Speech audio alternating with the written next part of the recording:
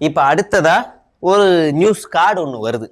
அந்த நியூஸ் கார்டில் அவங்க என்ன சொல்றாங்க அப்படின்னா, இந்த மாதிரி விஐபி பாஸ் பெண்களுக்கு தனி வழி. சூப்பர் லைன் டேக் வந்து சூப்பரா இருக்கு. ஓகே, வாழ்த்தலாம். டிசம்பர் 18 ஈரோட்டில் நடைபெறும் மக்கள் சந்திப்பு நிகழ்வில் பெண்களுக்கு தனி வழி. விஜயை பார்ப்பதற்காக விஐபி பாஸ். வாவ், பெண்களுக்கு முக்கியத்துவம். சூப்பர். அதையும் நம்ம வரவேற்கிறோம். ஓகே. விஜய் பேசும் இடத்திற்கு அருகில் 4 இடங்களில் தலா 500 பெண்கள் வீதம் 2000 பெண்கள் பாதுகாப்பாக நிறுத்தப்படும். இதுதான் ட்விஸ்ட்.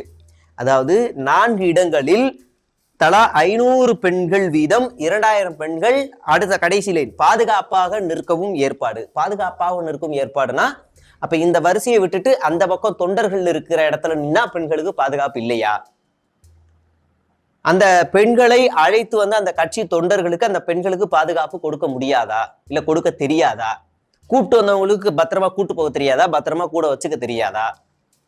ஏன் அந்த தொண்டர்களை இப்படி அசிங்கப்படுத்தணும்? விஜய் ஒரு ஆளு 2000 பெண்களை பாதுகாக்கிற அளவுக்கு பஜபுஜ காலாளரா இருக்காரா?